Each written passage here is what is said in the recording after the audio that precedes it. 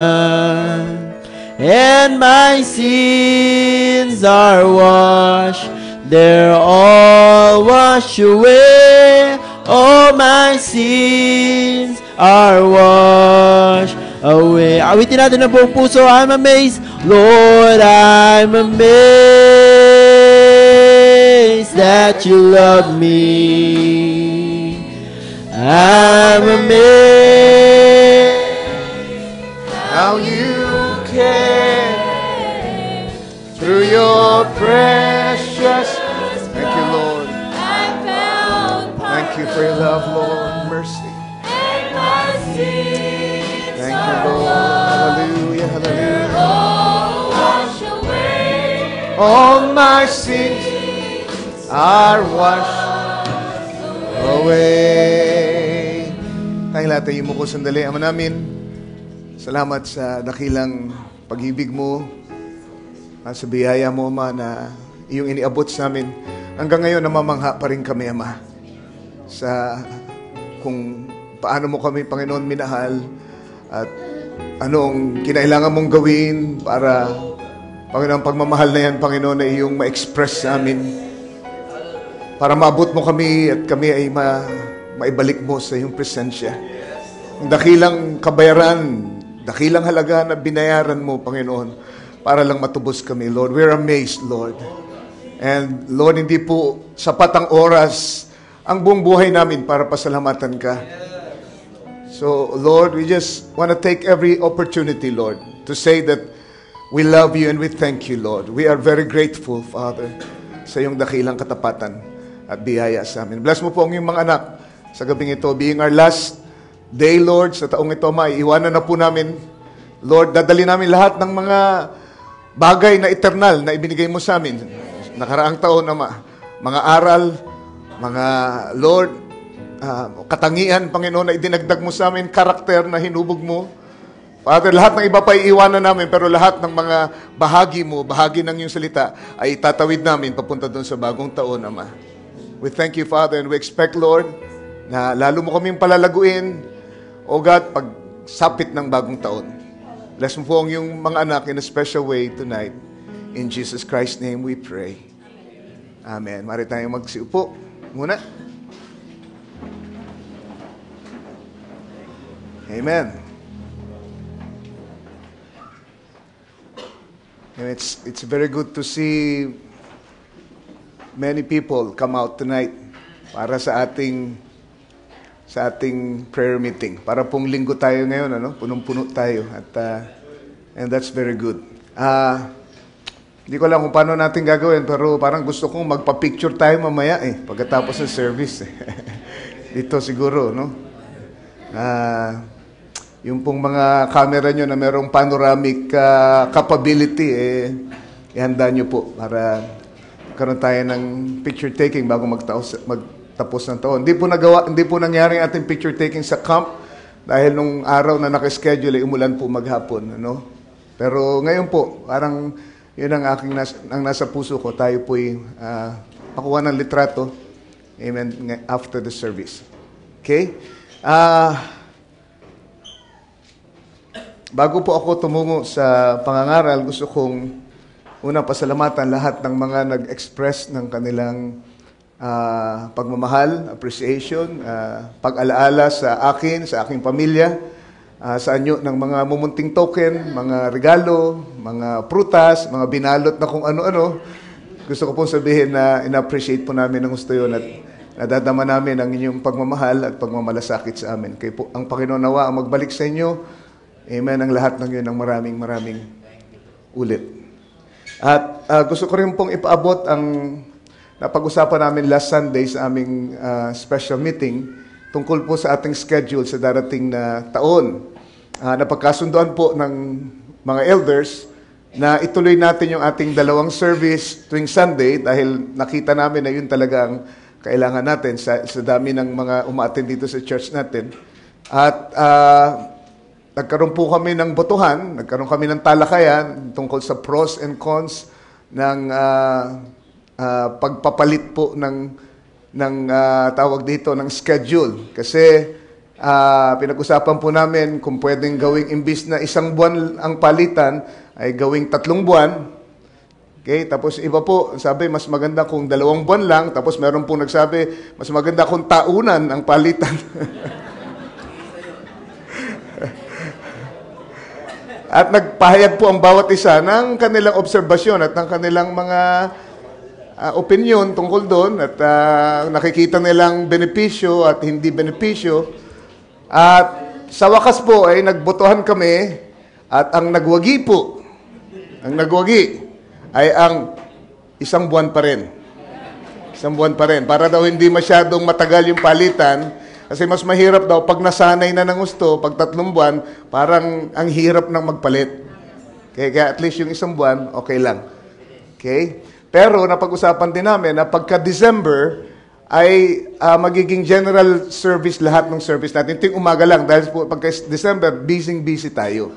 Napakaraming schedule na apektuhan yung ating mga schedules dito sa church. Kaya pagka-December po ay gagawin nating puro morning service lang. So medyo titiisin natin yung dami ng mga tao ting umaga, okay, pagka-December.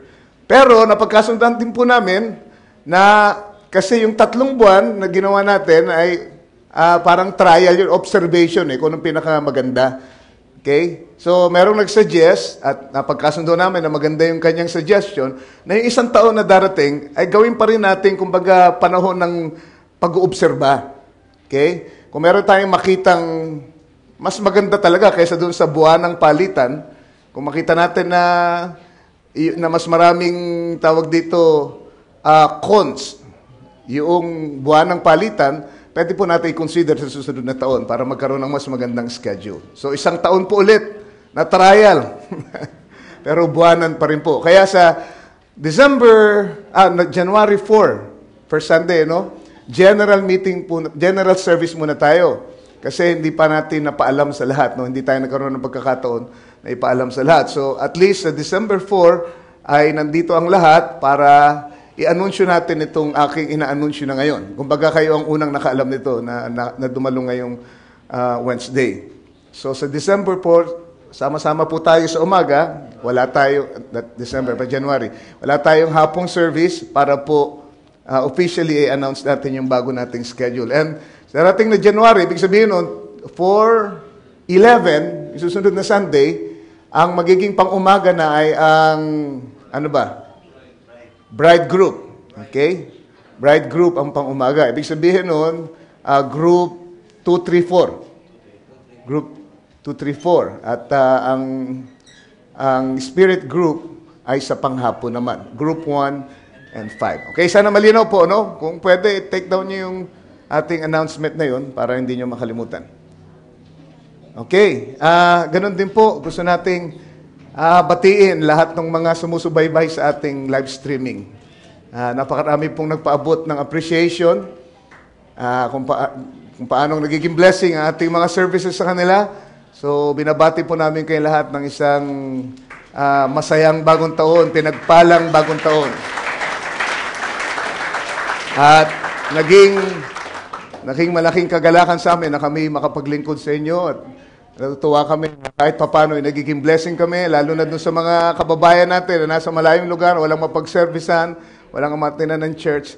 Natutuwa po kami na kayo ay nakakakuha ng lakas sa aming mga gawain. Kami po'y patuloy na nananalangin para sa inyo at salamat po sa inyong prayer at sa inyong suporta. Amen. Palain kayo ng ating Panginoon.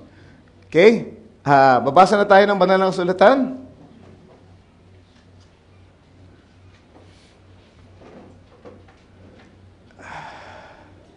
Wala pong tigil ang alis namin lately. Nakaraang kailan lang, Lunes, Martes, ay nandun po kami sa Tarlac naman. Para sa isang camp meeting sa lugar nila Brother Mauro Yasay. At binigyan po kami ng Panginoon ng napakainam na panahon. Nag-preach po ako doon ng gabi ng Lunes at Martes ng umaga. So, wala pa po masyadong pahinga. Wala pa masyadong tulog na maayos.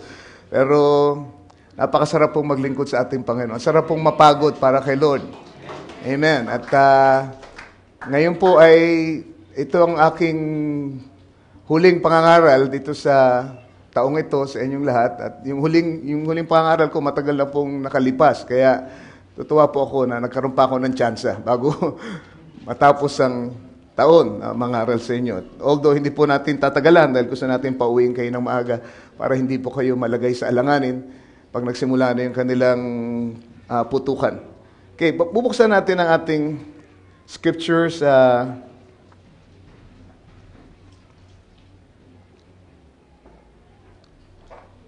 Second Corinthians chapter 3 verse 18. Ito po ating pinaghugutan ng ating paksa. Buksan natin ulit ngayong gabi.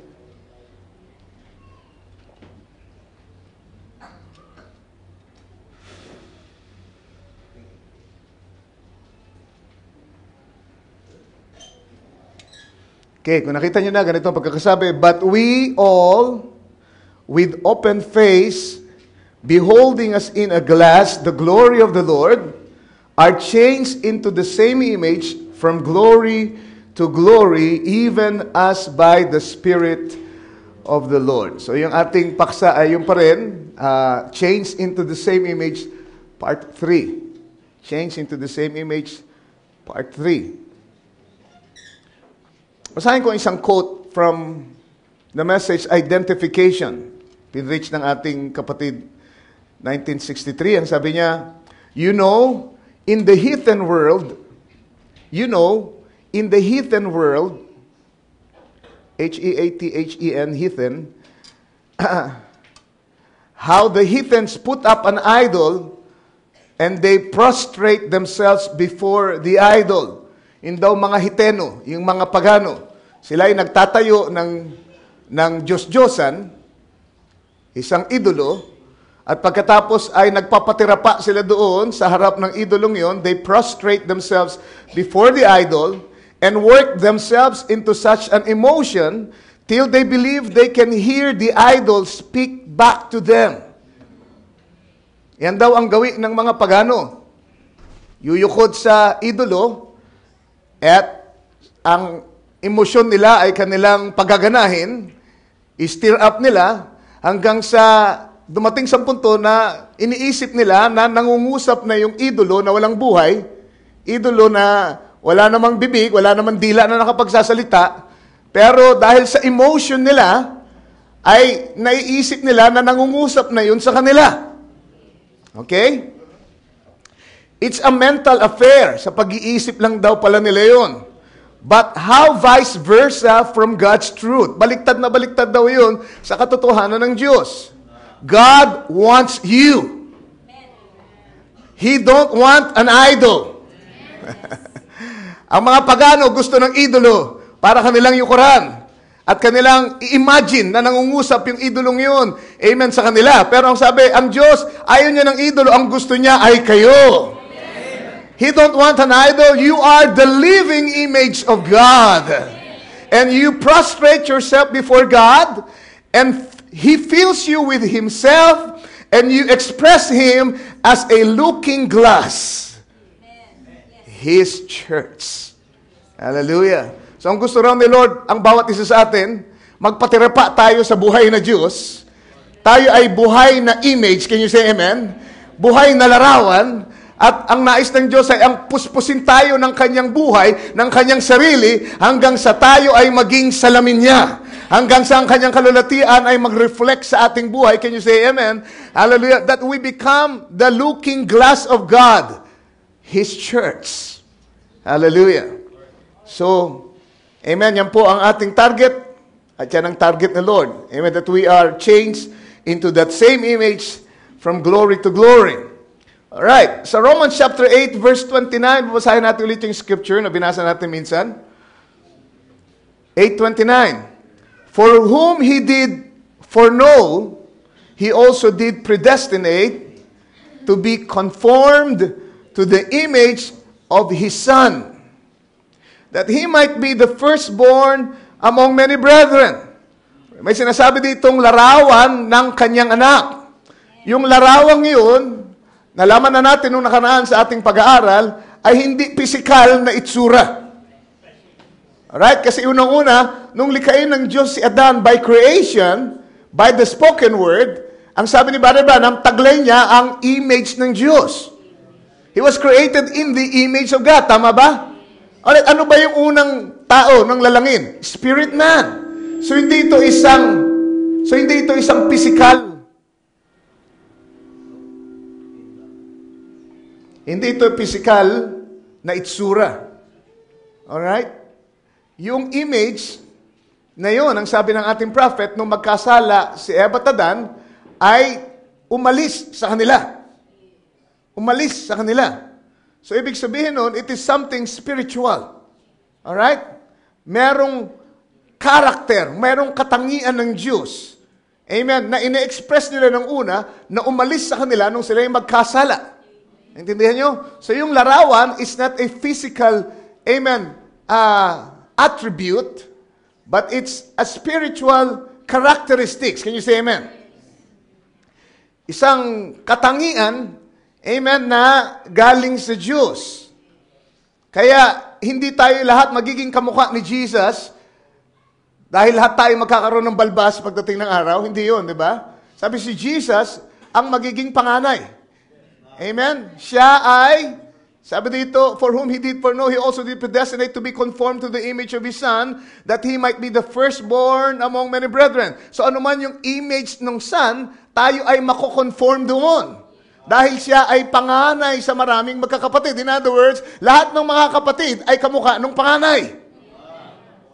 Hindi sa physical attribute, kundi sa spiritual image. Kundi sa character. Hallelujah. That's why Brother Branham preached a sermon, Jesus Christ is identified by His characteristics. Yun ang image ng ating Panginoon. Hallelujah. Kaya nga, kahit anong ganda ng doktrina na pinipresenta ng mga tao, kahit gaano kagaling ang presentation, at gaano kalalim, at gaano napapahanga ang mga nakikinig. Pero tignan mo yung characteristic na pinuportray nung mga taong nagdadala nung mensaheng yun, kung yun ay hindi kamukha ni Kristo, forget about the doctrine. Forget about it. Can you say amen? Because Christ is identified by His characteristics. Amen? Hindi sa pamamagitan ng kanyang dogma o katuruan. Amen? But by His characteristics. Amen? Alam niyo ba ang mga Pariseo mismo? Abay, turo din sa Biblia, tinuturo niyan eh. Di ba? Maingat din sa scripture yan eh. Pero tignan niyo yung characteristics na pinortray nila. At tignan niyo kung paano nila tinrato yung salita na nagkatawang tao.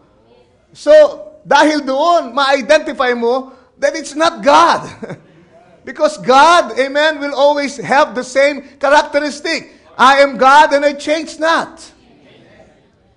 Alright, so yung image ay, alright, sa madaling sabi, yan ay katangian ng Diyos.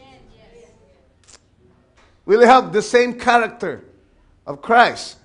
Verse 30, moreover, whom He did predestinate, them He also called. And whom He called, them He also justified. And whom He justified, them He also glorified. Alright, so ang dulo nito ay glorification. Amen, yung larawan ay isang maluwalhating larawan. It's a glorified image. Can you say amen? Kaya sa dulo ng paghuhubog ni Lord sa atin, ano ang ating makikita, mararanasan? Pagpapalit ng katawan, tayo bibigyan ng isang maluwalhating katawan. Hallelujah! So yung katangian ng Diyos ay babagayan ng isang physical, glorified body. Amen. But all these were already settled in the mind of God. Tapos na actually yan eh. Pinlano niya na yan before the foundation of the world. Kaya kita niyo yung pagkakasulat dito sa Romans 8, lahat ay past tense. Di ba? Lahat ng kanyang D-I-D, past tense, predestinate, tapos na. Tinalaga ka na niya. Amen. At lahat ng itinalaga niya, ang sabi ay, He did predestinate, He also called, past tense, and also justified, past tense, and also glorified, past tense. So lahat ng yan ay unti-unti lang na ina-express dito sa ibabaw ng lupa. Pero sa isip ng Diyos, tapos na yun. Tingnan niyo ang sabi ni Jesus Christ sa John chapter 17 ng Bible, John 17 verse 5. Ang sabi niya, and now, O Father, si Lord ay nagpipray, glorify thou me with thine own self, with the glory which I had with thee before the world was. Naintindihan niyo? Sabi niya, lulatiin mo ko, Ama. Sa pamamagitan ng kalalatian na natamo ko sa iyo, bago pa, mabuo ang sanglibutan. So meron ng glorification doon, saan yun? Sa isip ng Panginoon, isip ng Diyos. Tang sabi niyo yung kalalatian na yun, na natamo ko sa iyo, ay ipanglolahati mo sa akin ngayon. Alright? Remember, papunta na siya saan? Papunta na siya sa krus. At alam natin, na sa dulo noon, ang mangyayari ay i-glorify siya bodily also. Yung dulo ng kanyang redemption's work, amen, din sa ibabaw ng lupa, ay glorification ng kanyang katawan. So sabi niya, alam niya yung mangyayari, so glorify me, Lord. Yung lalahati, yung nakita mong kalalatian, yun ang ipanglolahati mo sa akin ngayon. Alam niya, malapit na siya doon. Sa John 12:28, si Christ pa rin ang nangungusap. Sabi niya, Father, glorify thy name. Then came there a voice from heaven, saying, I have both glorified it and will glorify it again. Amen. Yes. Merong kalalatian ng Diyos, amen, na itinalaga para sa kanyang anak, na ngayon ay kanyang ibinigay sa kanyang anak na katawang tao. Nasusundan niyo ako? Amen? Sabi niya, nilolahati ko na ang iyong pangalan. Amen? Ikaw ay nilalahati ko ngayon sa iyong present ministry. Amen? Sa iyong Son of Man ministry. But I will glorify it again. Palagay niyo sa inyong again. Kailan mangyayari? Amen? Sa nobya naman sa ating panahon. Dalawang glorification. Isa doon sa lalaki, pangalawa doon sa babae. Kung paano si Adan, amen, ay glorify nung pasimula, at si Eva ay ang kalalatian ni Adan. And they are one. Hallelujah. So Christ was glorified when He was here, but the Father said, I will glorify it again. So you see, dadalhin tayo sa kaparehong glorification. Dadalhin tayo sa kaparehong image.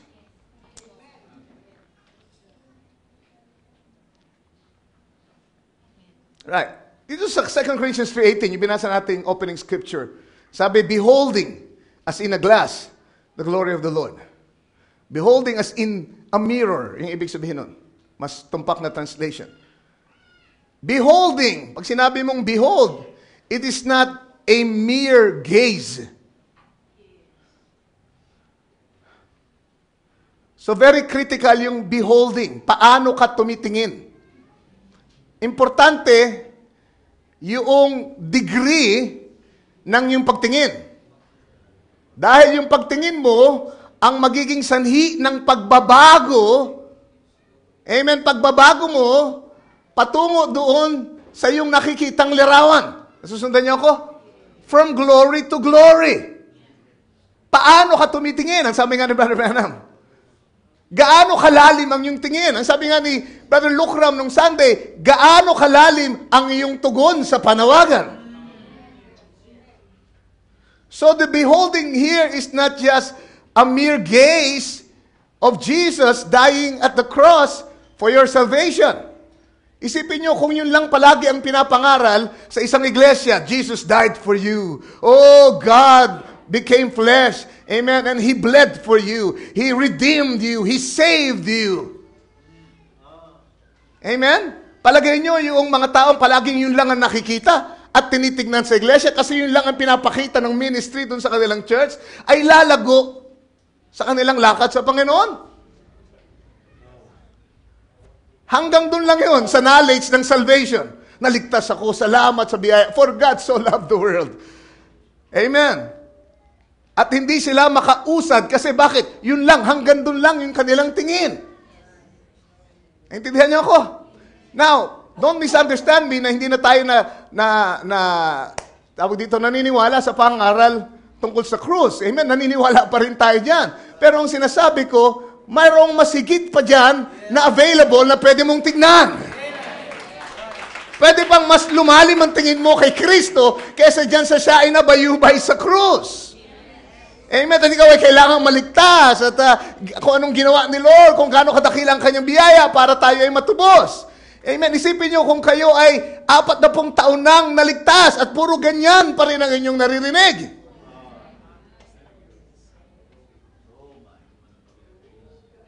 Di ba? Ano mangyayari? 4 na taong kayo ligtas, not necessarily nag-mature na Christian. Bakit? Kasi puro lang salvation ang naririnig nyo di ba? Praise the Lord. Praise the Lord, pagkatapos mong maligtas, meron kang ibang pangangailangan. Para ikaw naman ay lumago. Kailangan mong, amen, maging higit na katulad niya from glory to glory. That's one glory at the cross. Pero meron pang higit na kalalatian kesa doon. Amen. So, hindi ko na kailangan ngayon, kung ligtas na ako, hindi ko na kailangan ngayon na maligtas. Kung ligtas na kayo, kailangan niyo pa ba maligtas? Hindi na, ligtas na kayo Kung baptize na kayo ng Holy Spirit, kailangan niyo pa mabaptize ulit ng Holy Spirit? Hindi. Nabautismo na kayo, isang bautismo lang And you are sealed into the kingdom. Amen. Ang kailangan natin ngayon ay yung bahagi ni Kristo para para bumago sa atin upang tayo maging mga magugulang na Kristiyano. Mga lumago sa pananampalataya. Amen. Nahubog. Can you say amen? Sa pagsubok at may kakayanan na kumain ng mga karning salita ng Diyos. Hindi lang puro gatas. Kailangan tayo palaguin, patatagin. Amen. Sa pamamagitan ng mga pinapahayag sa atin. Kailangan magpakita tayo sa church ng isang larawan ng Kristo. Amen. Na-adapt. Inampon. Can you say amen? At sinabihan ng Ama, this is my beloved Son in whom I am well pleased. Hear ye Him. Kailangan bigyan tayo ng authority. Kailangan dumating tayo doon sa puntong yun na pagkakatiwalaan na tayo ng business ng Ama. At dumating tayo doon sa punto na meron tayo, we have a message to declare. Sabi nga nung awitin kanina, Sister Chris. At napakagandang awitin yung para dalhin sa bagong taon. Tandaan nyo, kayo ay mensahero. Kayo ay mga anghel. Meron kayong mensahe na kailangan ipahayag sa mundong ito. Amen. Oo, kasama yung si Kristo ay namatay para sa kaligtasan. Pero ang mensahe natin ay hindi naputol doon. Meron tayong buong larawan ni Kristo sa ating panahon. Amen. Para sabihin sa kanila, may pagpapalit ng katawan. Pwede tayong maging katulad ni Kristo. Amen. At siya ay gumagawa ng paraan para ang iglesia ay makaroon ng kaparehong ministry tulad nung kay Kristo nung siya nandito sa ibabaw ng lupa. It's going to be, amen, Christ again, the Son of Man revealed through the church. And that's a very great message to proclaim. Pwede tayo maging makapangyarihan. Pwede tayo maging katiwa-tiwala. Hallelujah. Mapagkakatiwalaan ng kapangyarihan ng Diyos until we become, amen, tawag dito, full of authority. So, paano ka tumitingin? So, kailangan makita natin siya sa buong unveiling niya sa ating panahon. Hallelujah. Hindi lang sa justification, hindi lang sa sanctification. Can you say amen? Hallelujah. Oo, kailangan nating, praise the Lord, maligtas, mapatawad sa ating kasalanan. Pero kung hindi natin makikita na siya ay naglilinis ng buhay. Nagpapalaya sa lahat ng klase ng bisyo. Amen. Ay hindi tayo makakaranas ng ganong karanasan. Di ba? Kung paano ang sabi ni Paul, nung makita niya yung mga tagasunod ni Apollo, sabi, paano kayo nabautismuhan? Sa bautismo ni Juan.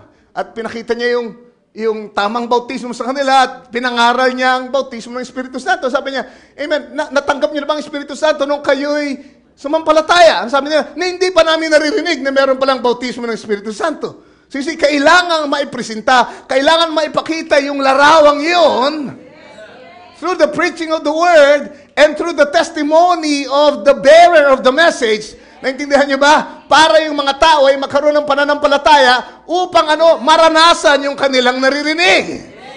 Kung hindi nila naririnig, kung hindi pinapangaral, kung hindi pinapamuhay, hindi makakaparoon ng mga taong nakikinig. Kinailangan marinig muna nila ang tungkol sa bautismo ng Espiritu Santo. And bang! Amen. The baptism of the Holy Spirit came. Hallelujah. So, kailangan magturo ang church ng malinis na pamumuhay. Sanctified life. At hindi lang yung kailangan ipangaral ng church na ang Diyos ay nagpupuspos ng Espiritu Santo. Baptized with the Holy Spirit. Hanggang sa mamatay na yung dating pagkatao and we become, amen, a new creation in Christ. Hindi lang yun, kailangan ituloy natin hanggang sa sa manifestation of the sons and daughters of God. Ano yun? Adoption. Hallelujah. So, depende kung paano ka tumitingin. Beholding, as in a glass, the glory of the Lord, are changed into the same image from glory to glory, even as by the Spirit of the Lord. Remember yung tinalakay kong 2 Corinthians chapter 3. Inisa-isa natin yung verse, di ba? Ang sabi, unang-una, ang salita ng Diyos ay mistulang salamin. Na pagka tinignan natin, ay makikita natin yung kakulangan natin. Kasi salita ng Diyos ay parang salamin na nagsasabi na itong mali sa iyo, itong dapat mong ayusin, di ba? Pag ikaw ay nagsalamin, kita mo kung ano yung, kung kung di ka pa nakapaghilamos, kung meron ka pang, marka ng pagkatulog, alam niyo na yun, kung ano ibig sabihin. And by that, maaayos mo yung sarili.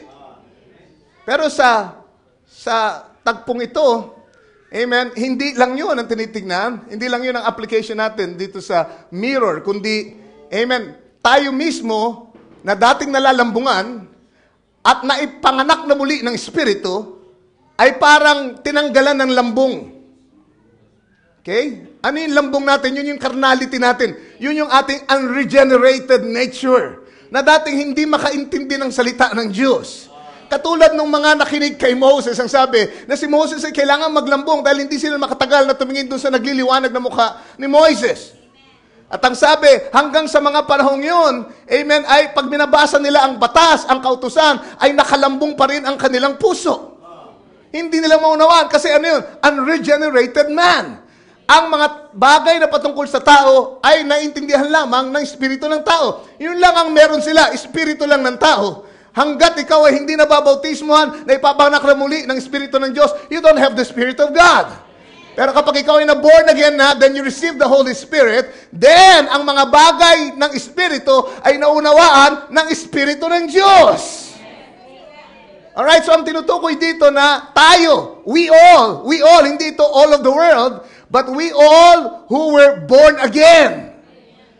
Baptized with the Holy Spirit. Naintindihan niyo ba? Na yung ating unregenerated nature ay natanggal na sa ating paningin. Yung lambong natin ay natanggal na. Amen. Bakit? Kasi ibinaling natin sa Panginoon. Yun ang sabi sa scripture sa bandang unahan. Yung lambong na yun sa puso, kapag ito raw ay ipinihit, ibinaling sa Panginoon, ito ay matatanggal. At yun ang nangyari sa atin. Nung tayo mabautismo ng Espiritu Santo, ibinaling natin yung puso natin at tinanggal yung lambong sa ating puso at para na rin yung ating mukha ay natanggalan ng lambong. And now we become the very reflection of Christ. Yung mukha natin kung paano si Moses ay nagre-reflect ng kalalatian ng batas na natapos, na patungkol sa condemnation. It's a covenant of death, ang sabi, ay naging malulhati. Amen, yung mukha niya ay naging malulhati, may liwanag. Pero ang sabi, ito ay higit na malulhati kaysa doon. Amen, parang kumbaga umurong yung lulhati noon nung maitabi ngayon sa New Testament. Dahil ito ay tipan ng buhay, hindi tipan ng kamatayan. Ito ay tipan ng pagpapala at kaligtasan, hindi tipan ng paghuhukom. Hallelujah. And now, that glory is being reflected through our face.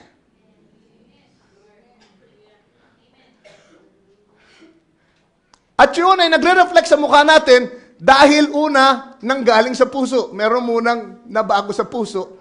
At ang larawan ni Kristo ay naiukit sa ating kaluluwa, sa ating puso, and now yun ay nagre-reflect lang sa ating mukha. Kita niyo ba yun? Pagka masama ang puso ng tao, sama ng mukha. Kahit gano'n siya kaganda, pero there's something about it. Amen? Pagka merong maitim na mga balak, yung kanyang puso, Kahit gano'ng katangos yun, kahit ano pang kulay ng mata niyan, kahit kulay violet pa yan, o kulay verde, whatever, asul. Amen? Pero there's something about it, amen, na madidiscern mo, merong masamang karga ito sa kanyang kalooban at may maitim na balak itong taong ito. Why? Because it is reflected, amen, through your face. Kung ano man yung nandito sa puso mo, amen, ay mababanaag sa iyong mukha. Amen? Praise the Lord. Kaya alam ko pagka may galit kayo sa akin eh. Alam ko pag may tampo kayo, hindi kayo makatingin ng diretsyo. Praise the Lord. So ano man yung na-stamp sa puso, ay magre-reflect sa mukha. Amen. So actually, tayo ay nagtitinginan. Yung pinapangaral ng ministry. Alright, that's an image, pero that is reflected through the face of the ministry. Naintindihan nyo, okay? Dalawang application ng mirror or glass. Kaya, tinitingnan natin, amen, with an open face, wala ng karnalidad, naiintindihan na natin, amen, hindi tayo nakikinig sa pamamagitan ng sarili nating pangangatwiran, natanggal na yung lambong na yon. Ngayon tinitignan natin ang larawan ni Kristo sa pinapangaral at pinamumuhay ng bawat isa. Naintindihan nyo? At habang tinitignan natin, ang sabi, depende kung paano kayo tumingin, kayo ay nababago patungo dun sa larawan na yon. Praise the Lord. Amen. Sa ayaw nyo at sa gusto, ganyan kahalaga ang inyong mga kapatid sa inyo. Wala kayong titignan kung wala yung kapatid nyo.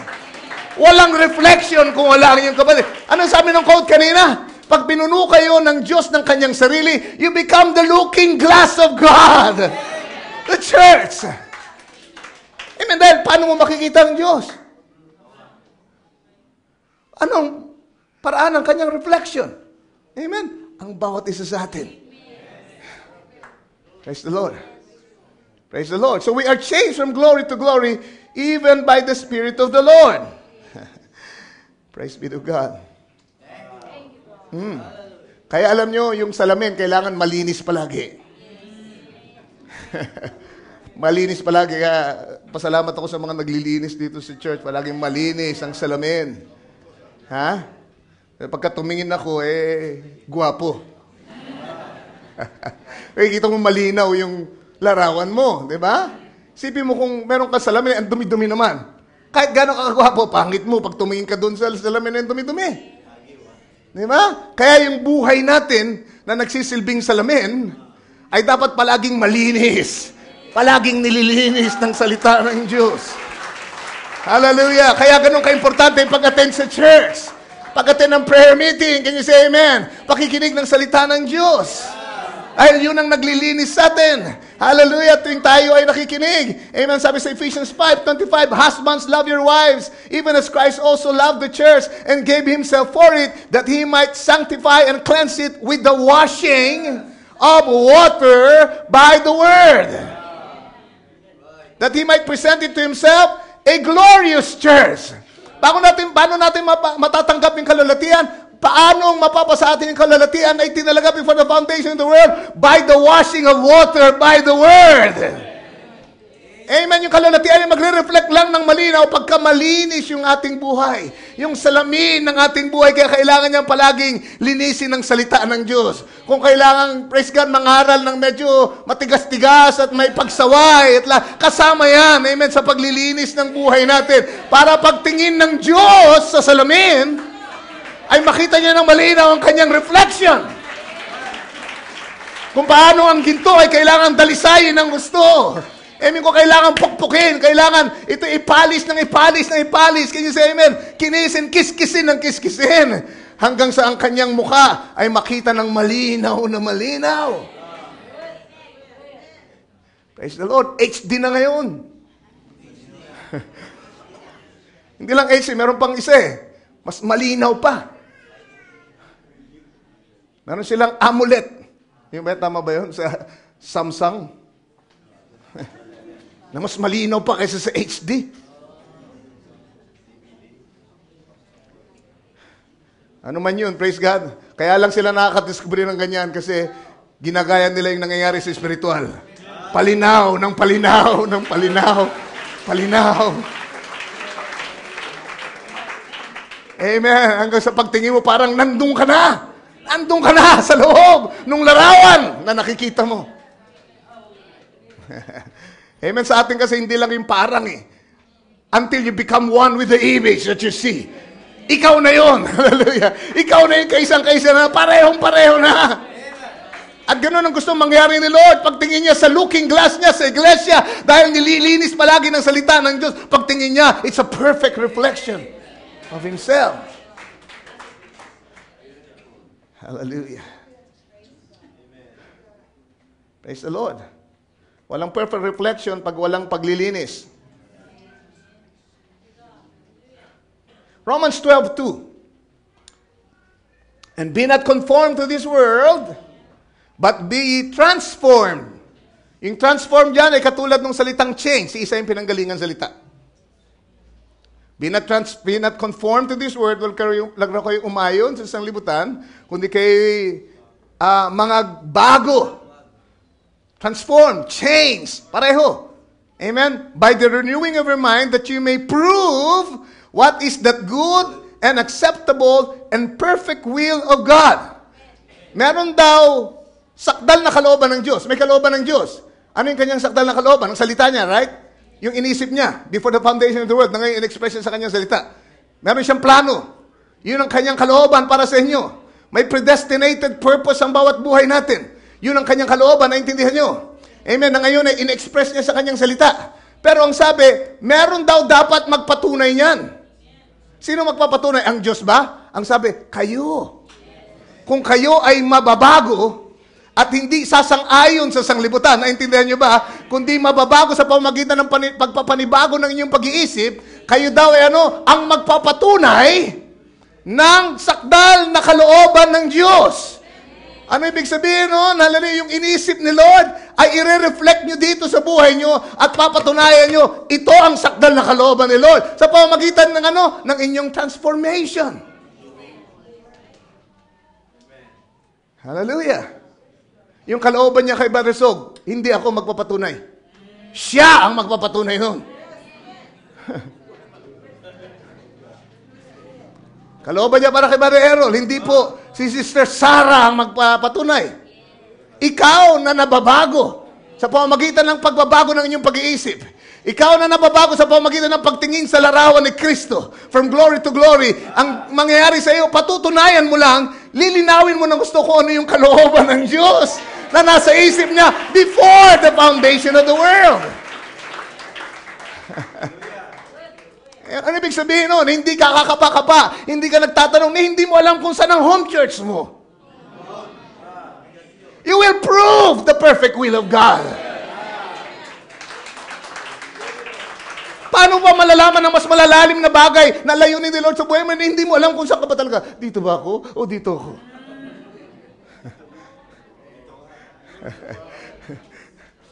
So magdesisyon ka muna. Patunayan mo muna kung ano kalooban. Kung dito ka, amen, magkaroon ka na ng final decision. Dito ako, susuportan ko ang cause ng church na ito.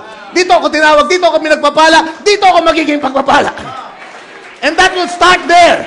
At patutunayan mo ang kalooban ni Lord habang nakikita mo, amen, kung anong sakda na kalooban niya sa buhay mo. And you step on that. You step into that will. Kapag pinahayag sa iyo, pasukin mo. Ano man ang mangyari sa iyo, pagpasok mo doon, yun ang magpapatunay ng kalooban ng Ama. Bago pa malaman, maintindihan mo, tinawag ka pala bilang diakono. Malinaw na malinaw. Hindi ka naiinggit sa iba na sana ganun din ako, sana ganun din ako. No, amen, pinapatunayan mo na ito ang kalooban ni Lord para sa buhay mo. Amen, hindi ka nagtatanong, evangelist ba ako, apostolo, propeta? Kaya sabi, di ba, kailangan alamin mo, tiyakin mo ang pagkatawag mo. Dahil ang magpapatunay sa kalooban ni Lord ay ikaw. Ikaw na nababago. Ikaw na humiwalay sa sanglibutan, lumalayo sa sanglibutan at sumusunod sa salita ng Diyos. Ang buhay mo magpapatunay sa kalooban ni Lord. Hallelujah. Beautiful. Hallelujah. So yung transform, Yung change isang pinanggalingan ng salita. Yan din yung salitang ginamit dun sa Matthew 17, kung saan si Christ ay na-transfigure. Parehong salita. Transfigure is also change. Is also transformed. Naintindihan nyo? Kaya lang sa kaso ni Christ dun sa Mount Transfiguration, biglaan yung pagbabago niya di ba? Nung una ay si Jesus na kilala nila. Pero pagtingin nila ulit, biglang naging malulhati ang kanyang itsura. Masyadong mabilis ang pagbabago. But the same, ganun pa rin ang prinsipyo, nagkaroon ng pagbabago, nagkaroon ng transformation. Amen. Ngayon, si Paul naman, ang pinapakita niyang transformation ay hindi biglaang transformation, although merong portion na biglaan, pero yung nalalabing bahagi nito ay mangyayari ng dahan-dahan. Makinig kayo sa akin ng gusto. Merong panahon sa buhay niyo na biglaan yung pagbabago. Na born again ka, suddenly, all things are become new. Behold, all things, amen, are, sabi dito, passed away. And all things have become new. Bigla yun, ba? Biglang, hindi ka na humahawak ng serbesa ngayon. Gulat yung mga kaibigan mo. Grabing pagbabago mo, nag-Saudi ka lang. Hindi niya alam sa Saudi, nakatagpo niya si Jesus At doon siya naborn. Pagbalik dito, praise the Lord, Bible na palagi yung hawak. Diba? Biglaan, grabe, kapansin-pansin na pagbabago. Pero, ang sabi, ang pagbabago ay mangyayari from glory to glory. Sa aminin niyo sa akin o hindi, may panahon sa buhay niyo parang walang nangyayari. Parang nabansot na yata ako. Samantalang yung iba ay, grabe ang paglago. Ang daming mga bagong tumatanggap at grabe ang sigla. Grabe ang ministry. Ang pagkatawag sa kanila, at ikaw ay nagdasisang tabi, nagmamatsyakan mo nangyari sa akin. Bakit? Kasi, ang sabi, glory to glory. Amen? Merong bigla ang glory na naranasan ka, pagkatapos, pupunta ka dun sa 2. May 2 na sa gitna ka ng 2 kalulatian. At lahat tayo kailangan dumaan dyan. May mga panahon na parang hindi kasing luwalhati nung unang panahon. Parang hindi lumalampas yung panalangin ko dun sa kisame. Parang hindi na ako parang ang hirap kong paiyakin ngayon. Dati makarinig lang ako ng kanta, hagulgul na ako. Dati makita ko lang si Brother Bonnie na tumakyat sa pulpito, umiyak na ako. Bakit? Kasi malapit, grabe yung pagbabago sa iyo Pero there comes a time, amen, nahayaan ka ni Lord muna na dumaan sa 2. Amen? Para hindi lumaki ang ulo mo. Diba?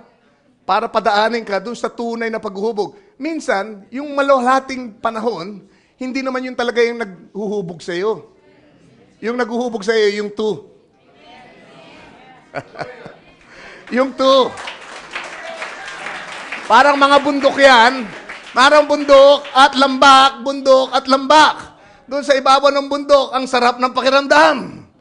Sarap magpuri. Amen. It's a victorious time of your life. Maayos ang lahat, malalahati ang lahat, kaibigan mong lahat. Amen. Masagana ang buhay, magandang negosyo. Kaibigan mo ang lahat. Pero, ang gagawin ni Lord, parang kumbaga, paglo-load din ka malolobat ka. Pagdating noon, may panahon malolobat ka. I-recharge ka dun sa valley. Hindi ka dun sa bundok actually nire-recharge. Naisip niyo ba yun? Dun sa valley ka hinuhubog. Amen. Merong mga bagay na ibibigay sa iyo ang hirap at kagipitan at pakikipagbaka at pagsubok. Narinig niyo ba ako? Hallelujah. At mga hamon ng buhay na hindi kayang ibigay ng kaginhawahan sa bundok. Ang karakter ay hindi nabubuo sa bundok, kundi saan? Doon sa lambak. Doon mo nakikita yung mga kamalian mo. Doon mo nakikita yung mga dapat mo isuko kay Lord. Doon ka, doon ka natuturuan na magpakumbaba. Doon mo nalalaman na wala ka palang sinabi. Ang yabang-yabang mong nasa bundok ka. Pero sa panahon ng pagsubok, nakita mo na kung wala si Lord, wala ka palang sinabi. Naintindihan mo ang mga kakapusan mo. Amen. Salamat sa Hallelujah. Dahil doon ay nahuhubog tayo. At inahanda tayo para sa panibagong glory. Hallelujah. Amen. Actually, yung salitang transformed or transfigured ay galing din sa salitang, ay katumpas ng salitang metamorphosis. Sino man nakakalam nun? Our English word metamorphosis is a transliteration of this Greek word na ginamit para sa transfigure. Metamorphosis describes the process that changes an insect from a larva into a pupa and then into a mature insect. Batang insect, naging matandang insect.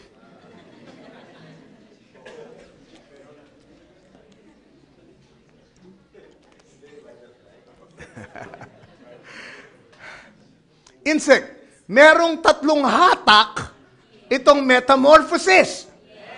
Sabi, una, galing sa pagiging larva, first pool. Pagkatapos ay dadaling ka sa pupa, second pool.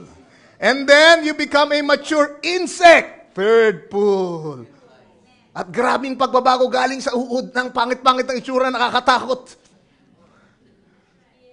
Pero dadaan sa proseso, metamorphosis, sa transfiguration, can you say amen? Sa transformation, sa change.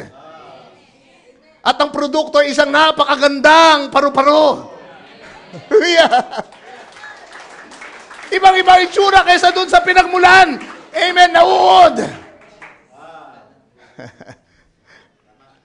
Sabi dito, metamorphosis is a biological process by which an animal physically develops after birth or hatching. So, ang metamorphosis daw ay actually isang biological process na kung saan ang isang hayop ay nadidevelop physically pagkatapos na siya'y ipanganak. In other words, walang process, walang growth kung walang birth. Kaya hindi kasama dito sa usapan natin yung mga hindi pa born again. Kung kayo hindi pa born again, hindi kayo kasama dito sa usapan ngayon. Diba? Lumapit muna kayo kay Lord, magpa-born again muna kayo. Tanggapin niyo muna ang salita ng Diyos sa panahong ito. Buksan niyo muna ang puso niyo, amen? At kayo ay magpasilang kay Lord sa pamagitan ng salita. Dahil pagka walang pagsilang, walang transformation. Yung metamorphosis ay nagsisimula saan? Pagkapanganak. Praise the Lord. Kaya meron mga tao, kala nila born again sila, bakit di ako nagbabago? Lahat sila nagbago na, hindi ka pa born again eh. Kaya walang pagbabago. Ganun at ganun ka pa rin. Akala mo na may feeling ka lang na born again. Feeling lang yan. Pero kailangan mo buksan ang gusto ng buhay mo. Tanggapin mo si Kristo. Amen. Aminin mo kung gaano mo siya kailangan. Hallelujah. Pag ikaw ay pinanganak, then, yan na yung metamorphosis. Yan ang sinasabi ko. Hallelujah. Physically develops after birth or hatching, involving a conspicuous and relatively abrupt change in the animal's body structure through cell growth and differentiation. Alright? So may nangyayaring pagbabago sa katawan. Animal's body, ang sabi dito. Ngayon, naintindihan natin, kaya pala binigyan tayo ng animal body. Yun ang tatrabuhin ng metamorphosis natin. Amen? Sa kaluluwa natin ay meron ng larawan ni Kristo na na-stamp by the new birth. Can you say amen? Pero yung katawan natin ay animal body pa rin. Kaya problemado pa rin tayo rito. Pero ang sabi, pagdaan sa metamorphosis, may pagbabagong ginagawa sa katawan.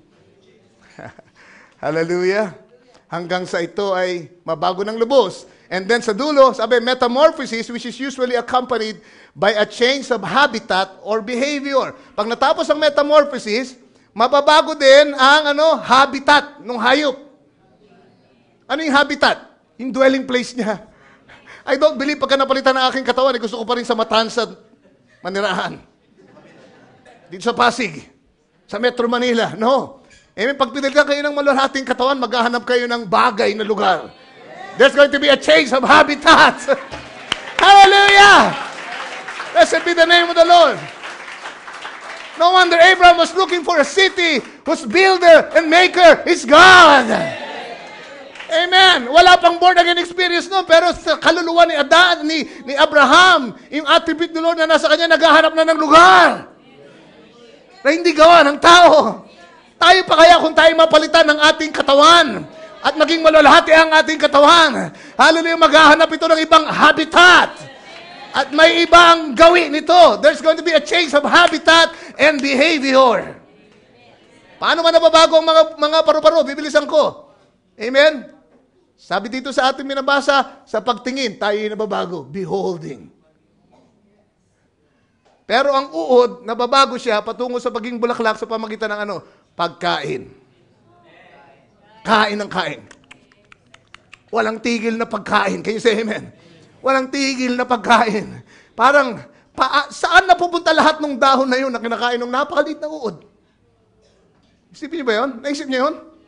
Kung ikukumpara niyo sa atin, kumbaga parang isang tao na kumain ng isang, tawag dito, isang dump truck na pagkain. Saan napunta yun? Pero lahat ng yun ay iniimbak niya sa kanyang katawan. Kakailanganin niya yun sa metamorphosis niya. Amen. At ang uod ay, nakita na ba kayo ng uod na umaatras habang kumakain? Moonwalk. No. Ang uod, palaging pasulong yan. Pasulong ng pasulong ng pasulong. Hindi mo yan mapipigilan. Amen. Hallelujah. Kahit nasa panahon siya ng 2. Amen. Hallelujah. Kain pa rin ang kain yan. Amen. Sabi na name, yun ang kanyang kaligayahan. Kain ng kain ng kain ng kain ng kain ng kain. Praise the Lord. Yan yung mga bagong silang ng mga anak ng Diyos. Parang mga uod. Caterpillar. Amen. Na gustong-gustong kumain. Hallelujah, umatin na ng Wednesday, atin pa ng devotion ng linggo, atin pa ng panghapon, umaga sa kahapon, pagkatapos atin pa ng men's fellowship sa gabi. Tapos may devotion pa kinabukasan, tapos atin pa ng lahat ng ka-meeting na available. Tapos pagka nag-usap-usap, gusto, kain pa rin ang kain. Ano yung narinig natin, pinag-uusapan, ano yun? Kailangan natin lahat yung sa metamorphosis. Hindi natin alam kung saan napupunta lahat. Isipin nyo yung dami ng narinig nyo. Saan na nagpunta yun? Paano tinatanong natin saan napupunta yung kinakain ng caterpillar? Isipin nyo, saan napunta yung mga kinain yun? Ilang taon na kayo dito? Amen? Kung mag-preach ba rin, isang oras kalahati minsan, dami nun. Pero lahat ng yun, hindi nyo namamalayan, ay nai-imbak sa inyong pagkatao. Nai-imbak sa inyong pagkatao. Hallelujah! Naimbak, maring hindi mo kailangan ngayon o bukas o susunod na linggo, pero pagdating ng pangalawang buwan, yung narinig mo ngayon ay gagamitin mo. May pagbabago na mangyayari sa iyong buhay at kakailanganin yung narinig mo para malampasan mo yung isang malaking pagsubok, isang malaking hump sa buhay mo, at yung napakinggan mong salita ang kakailanganin mo para makalampas ka doon. And after na ikaw ay makalampas, you become a changed man. At ano mangyayari? Pagkain ng caterpillar hanggang sa mabundat siya, dumating siya sa point, amen, napuno siya ng gusto, at ang mangyayari, maglalabas siya ng silk sa kanyang bibig. At babalutay, susukan na niya ngayon ang kanyang mga kinain. Amen? Hindi lang nasa loob, ilalabas niya, imamanifest niya. Hallelujah. Huwag mo sabihin sa akin, kumain ka ng kumain, pagkatapos wala kang ma-manifest. Huwag mo kong lukuhin, wala kang kinain.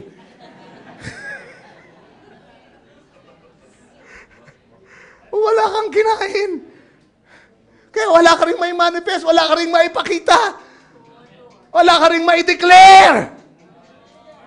Yung mga tunay na kumain at nabusog at nabundat. Amen. Pagdating ng panahon, hindi niya nakakayanin sa loob lang. Ilalabas niya na yun sa kanyang bibig. Hallelujah! At ang gagawin ng caterpillar, babalutan niya ang kanyang sarili ng silk. Amen. Pakapal ng pakapal, ng pakapal, ng pakapal, ng pakapal, hanggang sa siya ay maselyuhan ng silk. Na hindi na nakita yung dating caterpillar. Yung silk na, ng bunga ng kinain niya, ang nakabalot sa kanya. Siya'y nasiselyuhan na ng banal na Espiritu. Amen. Ang dating buhay ay nawala na. Ang buhay niya ay nakatago na sa Diyos sa pamamagitan ng Kristo Jesus. At yung silk na yun ay magiging pupa. At doon sa panahong yun, ay nababago ang tawag dito, ang kanyang katawan. Actually, ang sabi, yun ay nagiging liquid. Sa loob ng, anong tawag doon? Yung kukon. Ayun. At doon sa loob, sa labas, kung kayo nakatingin sa labas, hindi nyo alam kung ano nangyayari. Parang walang buhay na bagay. Ano bang nangyayari dyan? Di ba? Parang walang silbi. Parang, meron bang nangyayari dyan? Merong mga panahon sa buhay ng tao. Parang walang nangyayari. Pero yung panahon yun, ang pinakamatinding pagkilos ng Diyos sa kanyang buhay. Sa kanyang panloob na pagkatao ay merong grabing pagbabagong nangyayari. Nasa loob siya ng kukon. Doon ang pinakamatinding pagbabago na nangyayari sa caterpillar. Kasi yung itsura niya ay mababago ng lubusan. Yung mga paa niya ay mawawala. Amen. Yung kanyang digestive tract ay mababago. Yung kanyang mata ay mababago. Hallelujah. At magkakaroon siya ng antena. Bakit? Kasi hinahanda siya sa bagong habitat. Hindi na siya magiging earthbound pagkatapos niya dumaan dito sa prosesong ito. Kung dati gumagapang siya, makalupa, at gapang ng gapang ng gapang, sa dulo ng metamorphosis, ay hindi na siya gagapang. Hallelujah! Pagkakagawa, yung structure ng kanyang katawan, ay hindi na para sa lupa. Hallelujah!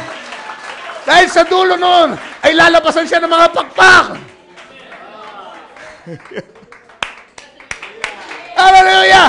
Ay yung mga paa niyang maliliit, ay magiging mahabang paa na panlundag para i-launch siya sa kanyang paglipad. What a change! Metamorphosis from glory unto glory. Pero nagsisimula sa pagkain. Man shall not live by bread alone, but by every word which is out of the mouth of God. So yung ating pagkain, kung i-apply dito sa ating binabasa, ay yung pagtingin, beholding, pag-assimilate, yun pagko-contemplate. It's a life of contemplation. Hindi lang tayo nagpaparaos ng oras dito. Si Sonia, hindi lang, di ba? Nandito tayo para ating namnamin ng gusto yung pinapakinggan natin. Pagbulay-bulayan, beholding.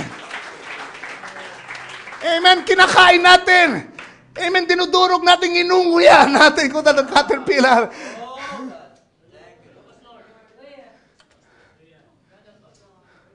Natural sa tao yung nag-assimilate siya. Nag-assimilate yung nagbubulay-bulay siya. Ini-internalize niya yung kanyang naririnig. Hindi yung, sinama ko ni tatay dito para pagtyagaan ko to si pastor ng 1 oras. But no. Kung ikaw ay caterpillar na nakatakdang maging butterfly, you will assimilate every word. Hallelujah. Ang tao lang ang merong ganong nature. Bigyan mo yan ng mga simbolo, abay gagawa ng kwento yan. Diba? Praise the Lord. Kaya nga, sa isang banda, ang tao din ang pinakamagaling gumawa ng kaguluhan. Kasi gumuhit ka lang ng konti, gagawa na yun ng kwento. Diba? Assimilative kasi tayo eh. Nag-aaral tayo, pinagbubulay-bulayan natin. Pero kailangan yun sa ating paglago. Kailangan yun sa pagbabago natin. As we behold, we contemplate. Pinahalagahan natin, hindi yung pagdating sa bahay, wala na. Nakalimutan nyo na lahat yung sinabi ni Brother Ray. Sabi nga ni Paul, huwag kayong taong pagtingin sa salamin. Nakita yung kanya itsura. Pagkatapos magtalikot, nakalimutan niya na kung anong klase siyang tao. Pero ikaw ay nagbubulay araw at gabi, ang sabi. Pinagbubulayan mong salita ng Diyos. At ikaw ay magiging tulad sa isang punong kahoy na itaninim sa siping ng batis ng tubig. Ilog, can you say amen? Ng mga dahon na hindi matutuyo. At ikaw ay mamumunga ng masagana. Dahil araw at gabi ay pinagbubulayan mo. Tinitignan mo, beholding. Oh God. God help us. Amen. Bago dumating ang bagong taon, sana may mga lumipad na paru-paro.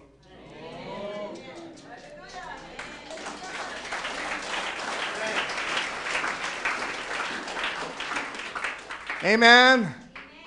Hallelujah. Meron ako dito mga tinitingnan. Kala nyo, hindi ko tinitingnan yung buhay nyo, inoobserbahan. Meron dito parang mga nasa kukun. Tahimik na tahimik. Umaasa ako, maraming nangyayari sa loob.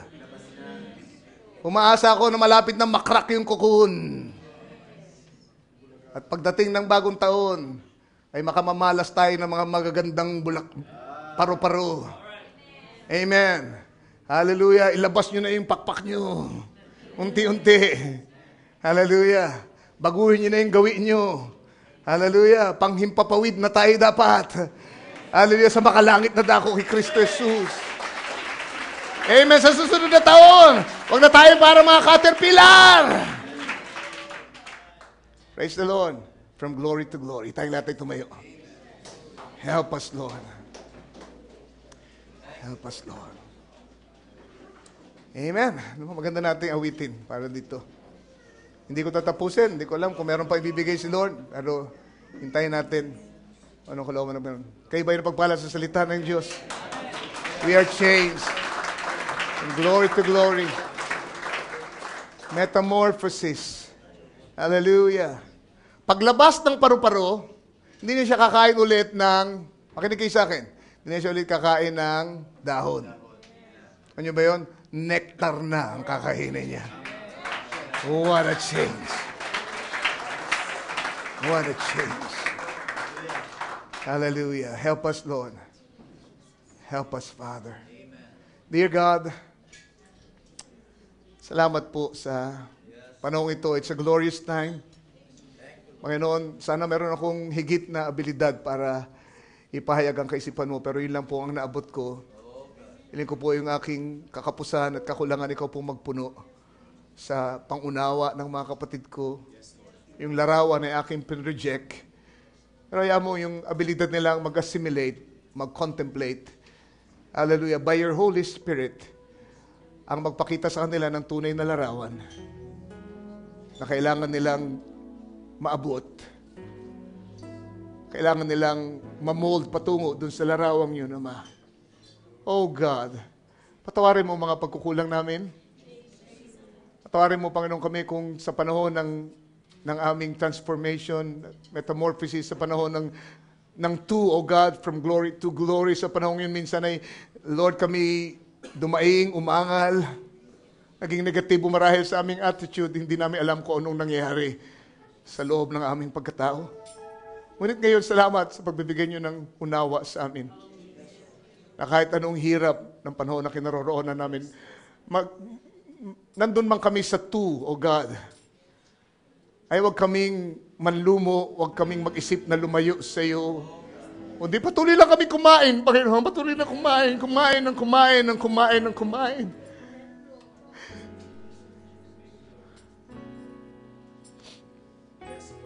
At huwag namin ipaalam, Panginoon, sa dyablo, na kami dumadaan sa isang matinding pagsubok naming buhay. Hindi namin kailangan ipaalam sa Kanya na may pinagdadaanan kami. Kahit sa panahon ng panahon ng lambak, magpupuri kami, maglilingkod kami, sasambahin ka namin. Papatuto namin ang iyong kabutihan at kabalatian. Kahit sa panahon ng oh God, para hindi malaman ng dyablo kung kami nandun man sa mga panahong yun. Because we're going to serve you just the same. We're going to eat your word just the same. And we are being changed from glory to glory. Hallelujah. Bless mo po ang iyong mga anak. Bless mo ang bagong taon na ito na darating sa kanilang buhay. Bless them in a special way. Oh God, sila na naging tapat, Panginoon, dito sa church, tumulong, nakibalikat, talagang naging bahagi ng lahat na aming ginawa. Lord, bless mo sila. Reward them in a very special way. At yung ibang mga nandun lang sa gilid, Lord, at nagbabatsyag, nawa sa taong ito, mga na darating, ay makita nilang sarili na talagang bahagi ng katawang ito. Nakasali sila, Panginoon. Hindi sila mga tagamatsyag. Sila, Panginoon, hallelujah, ay kasama sa pagkilos. Dito sa dakilang kilos na ginagawa mo. Lord, metamorphosize mo ang iglesyang ito. Alisin mo lahat ng kabataan at, Lord, pagiging immature. Kaya mong sa 2015 ay makakita kami ng mga paru-parong naggagandahan para sa iyong kapurihan at kalalatian. Jesus Christ's name. Amen. Father God is mighty, is living in me. Awitin natin yan mamaya if you know the song. Amen. Pero magpe-pray muna tayo. Bigay tayo ng panahon sa pananalangin. Amen. Pray for one another. Pray for all the requests. Amen. Na narinig natin.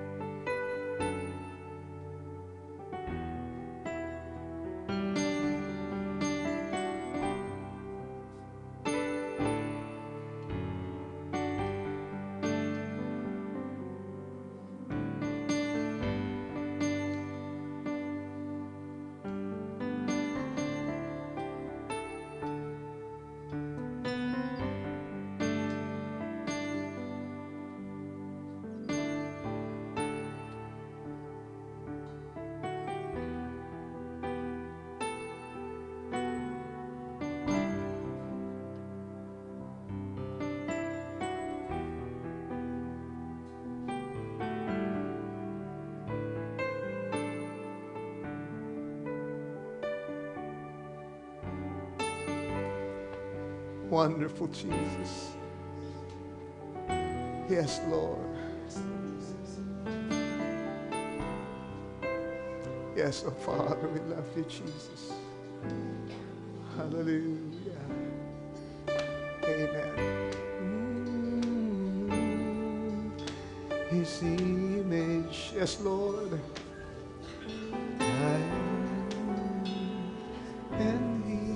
in me. Father God is mighty. Tulungan ako ng mga nakalam ng awitin. He's living in me, and I'm made in His image. I in Him, and He. Tayo natin tumayo.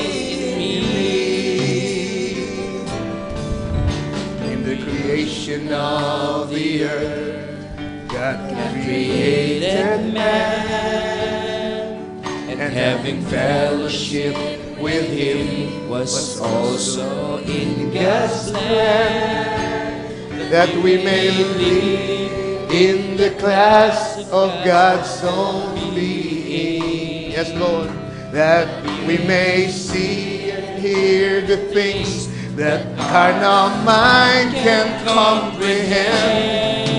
Oh, Father God is mighty. Glory, hallelujah. He's living. Fill us with yourself, Lord. As we prostrate ourselves before you, Lord. Fill us with your life, oh God. His image. I in Him, and He in me. Second stanza. Just to know that I was in God's mind before the world, and then making a likeness unto God I've seen. I know now who I am, with much more understanding. Yes, Lord. I realize it more and more each day. This rock on which I'm living. Hallelujah. Oh, Father God is mighty. Thank you, Lord. Hallelujah. He's living.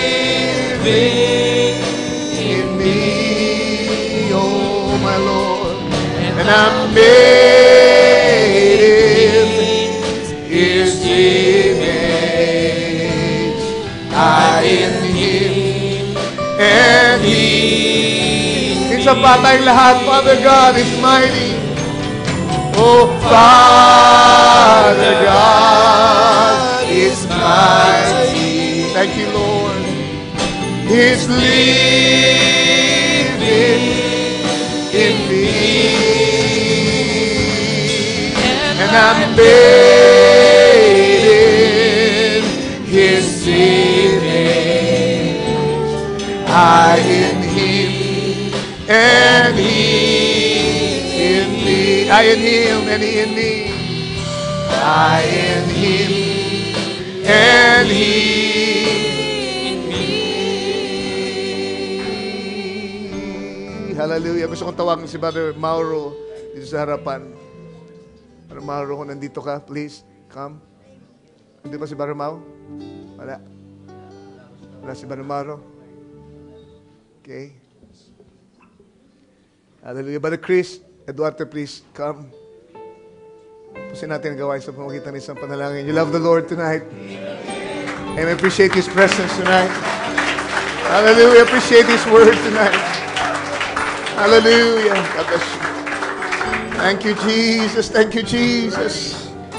Hallelujah. Let us pray. Hallelujah. Father God, you are mighty, Lord.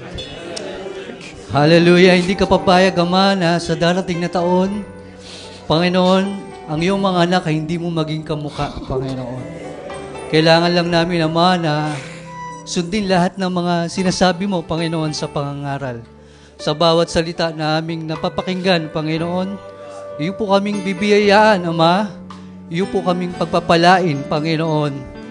O Lord, nawa kaming lahat, Panginoon, ay makitaan mo, Panginoon. Makita namin ang refleksyon mo sa aming lahat, Ama. O God, mula sa aming pastor, sa aming mga elders, Lord, kahit sa mga mabababang miyembro ng aming iglesia, Panginoon, ikaw po ang magpapakita ng iyong pag-ibig, ng iyong biyaya, Lord, sa aming lahat, Ama. O God, purihin ka, pagbalay mo patuloy ang aming pastor, Panginoon, ang lahat ng mga kapatiran ko, Ama, nawa sa ingatan mo kami sa pagsalubong ng bagong taon, Panginoon. Wala sino mapahamak sa amin, Panginoon. Dahil ang dakilang kamay mo, ang proteksyon mo, ay mapasa aming lahat, Panginoon. Pinupuri ka namin, pinapasalamatan minsan pa, Ama. Salamat sa salita mo, salamat sa lahat ng kabutihan mo sa amin nagdaang taon. Umaasa kami na higit mo kaming pagpapalain sa susunod, Ama. O God, in-expect namin ang pag-agaw at pagdating mo, Panginoon, sa taong ito, Ama. O God, yan po ang aming nasa puso, Panginoon. Pinupuri ka namin, pinasasalamatan sa matabis at makapangyarihang pangalang Panginoong Jesus Kristo. Amen. Amen. Hallelujah.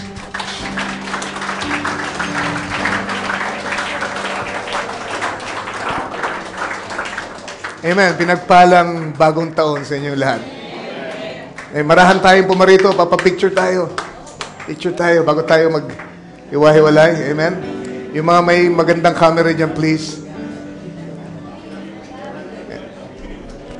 Salitan na lang tayo ng kuha. Okay? Hindi natin paano gagawin, pero let's try. Amen. Dito, siksikin natin yung platform. Dito tayo. Okay, come. Here.